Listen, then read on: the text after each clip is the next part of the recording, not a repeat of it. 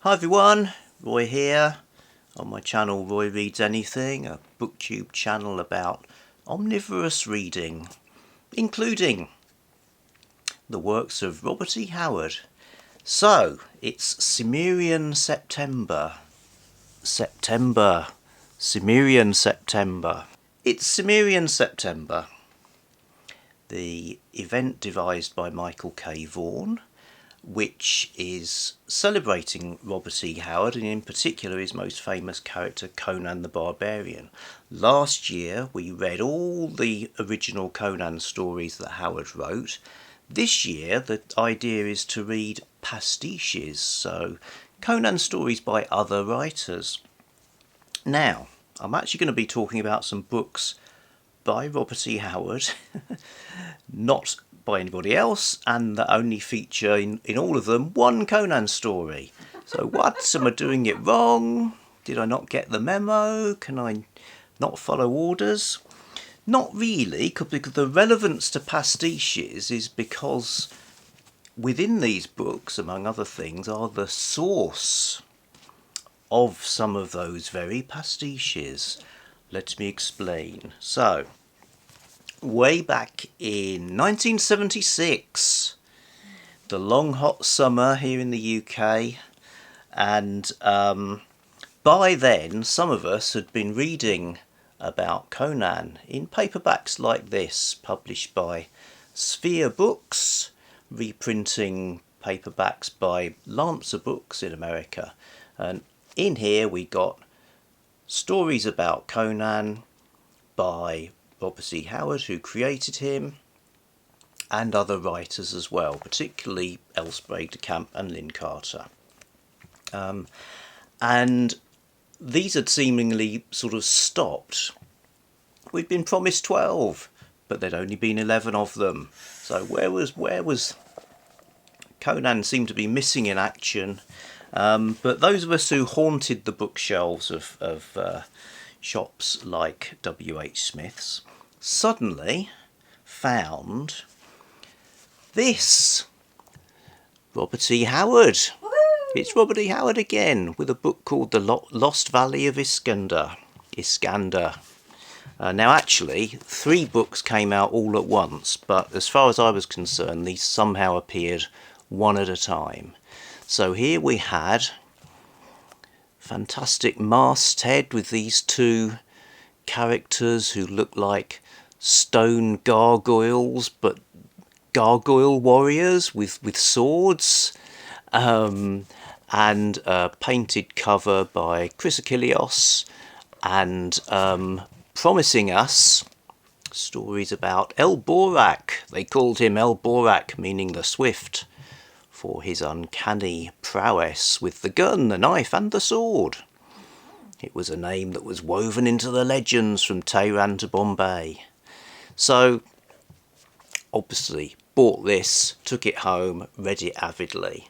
And what is in here? Well, they are adventure stories. So, should point out, just very briefly, Conan, sword and sorcery. So they're basically a type of fantasy stories where an adventurer is facing up to supernatural threats. There might be wizards, monsters, that kind of thing. Here we're in the real world, stories that Howard wrote, sold to pulp magazines, without that supernatural element. Okay, but so it's actually kind of weird that they were having to put that kind of story onto the science fiction and fantasy shelves, because there was nowhere else that people would buy them. Anyway, yes, new character, new Howard stuff. What could be better? It's even illustrated by Mike Kaluta. 3 stories: The Daughter of Erlik Khan, The Lost Valley of Iskander, and Hawk of the Hills. And I enjoyed these well enough. So you've got this El Borak guy, he's Francis X. Gordon. There's sword play and gun play, which obviously you didn't get in Conan. Set in the Middle East. great stuff. I was sort of torn in that I could see they were good stories, but ultimately I preferred Sword and Sorcery. But hey, it was new Robert E. Howard, so no one could complain there. And the next one to fall into my hands was Swords of Shahrazar. Since the days of Genghis Khan, Dennis Khan, doesn't sound quite as impressive, does it? He's less famous. Since the days of Genghis Khan, it was said that the ancient city of Shahrazar sheltered the treasure of long-dead Shahs of Khwarizm. Many an adventurer had sought that fabled hoard, and many had died, for the forbidden city was closely guarded. But one man, called Kirby O'Donnell, staked his life against the golden lure of wealth beyond man's dreams. He entered the forbidden city in heavy disguise, sounds exciting, and found the treasure. Oh, okay. Only to be forced to leave it in the subterranean tunnels beneath the palace. Good, well, that's that then. But despite the spoilery copy, I mean, what you had here, 3 stories, the only 3 stories Howard wrote about this character, who was a bit of a precursor to his Borak character. And treasure hunting, Middle East adventures, sword play, battles, etc. Again, more of the same, okay. But when I was reading The Bloodstained God, the final story in the 3, reading The Curse of the Crimson God. I was reading The Curse of the Crimson God there as a 13 or 14-year-old. 15. As a teenager,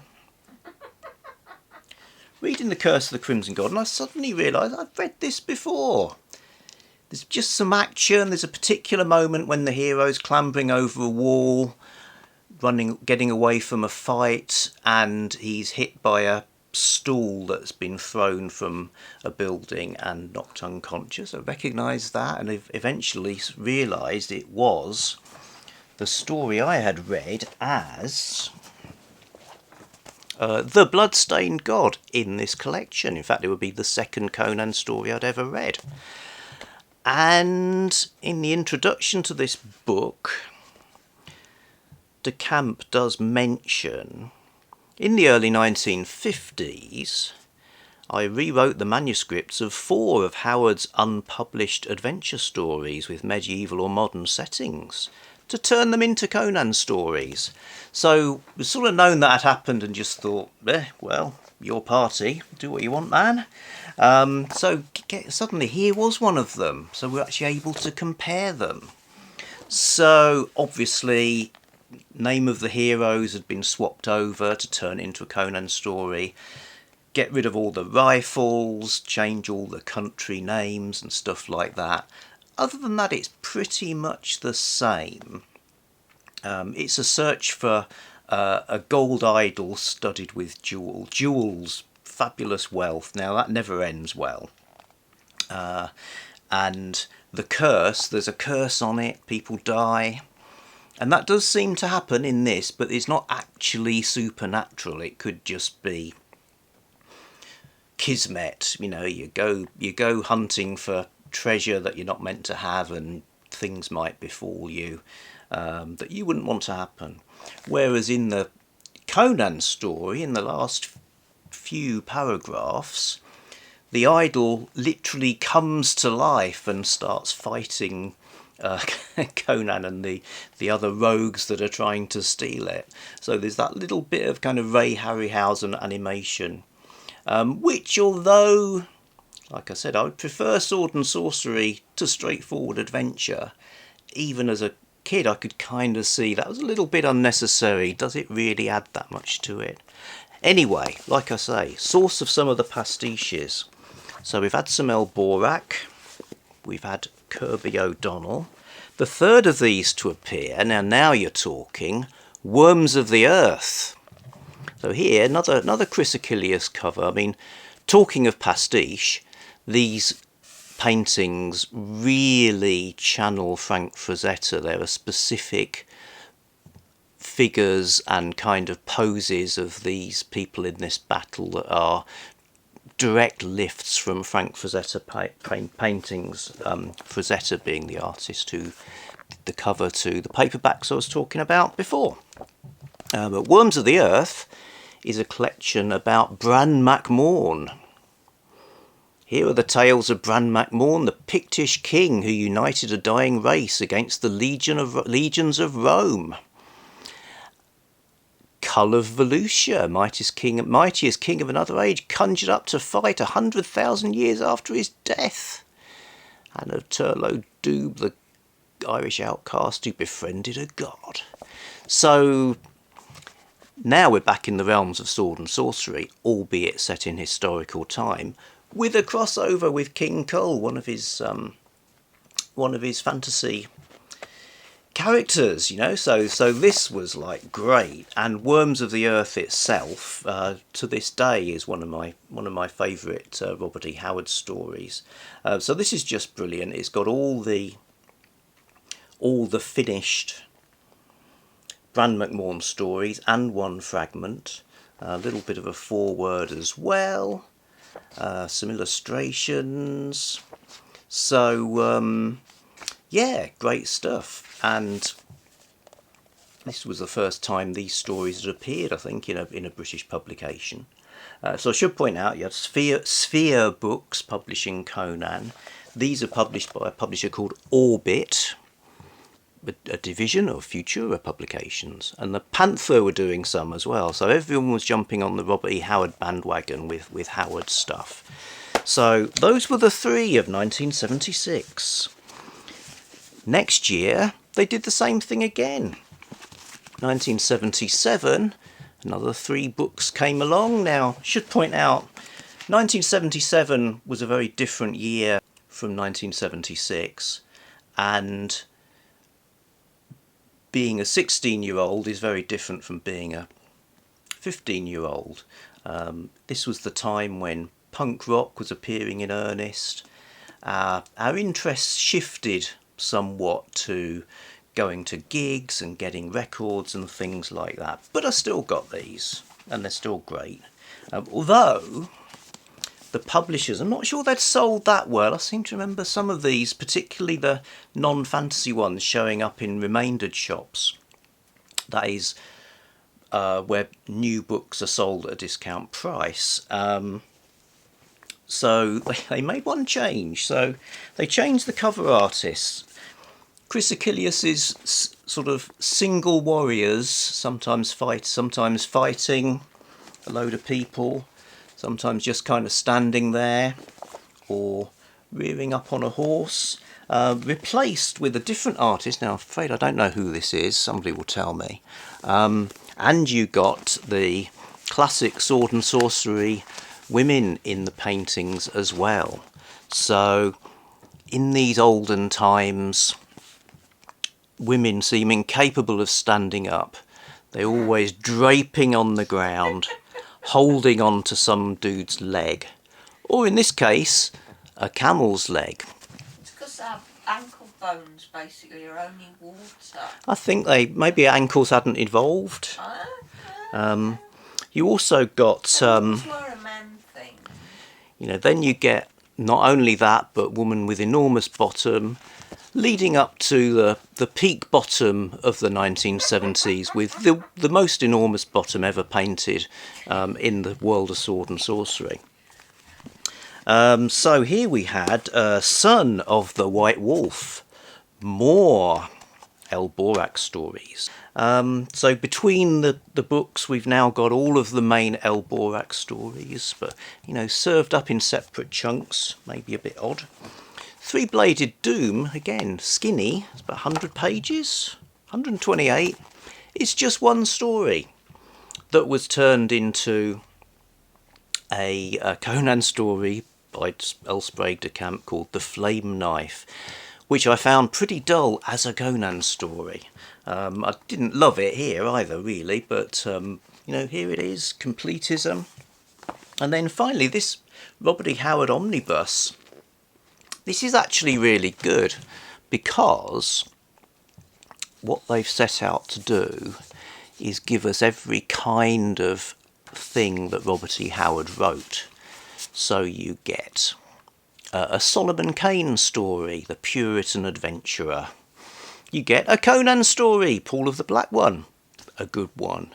You get a The Good Knight. That's a boxing story, character Kid Allison. To this day, the boxing stories are a lot harder to come by than the sort of fantasy and adventure ones. Hawks of Outrima, Gates of Empire. So you've got various Irish warrior characters that Howard wrote about. The Grey God Passes, which again I would put as one of my absolute favourite Robert E. Howard stories, is another source of pastiche.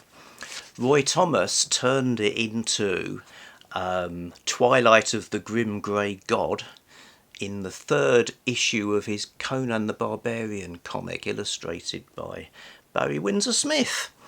And I'd say it's great in both forms, really. So Grey God Passes, that was good. Secret of Lost Valley, I think that's modern day.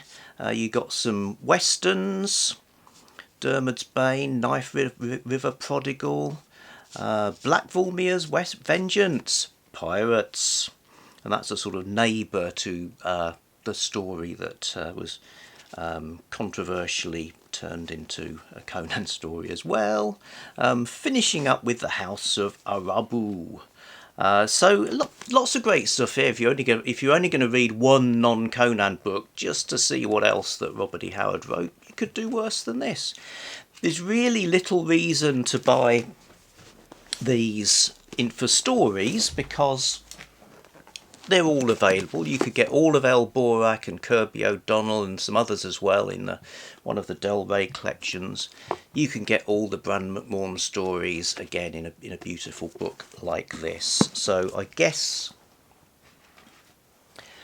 they're there as part of the history. They're there for nostalgia, for me remembering, the joy of finding them, finding some more Robert E. Howard in those sort of long ago summers, and some interesting cover art too.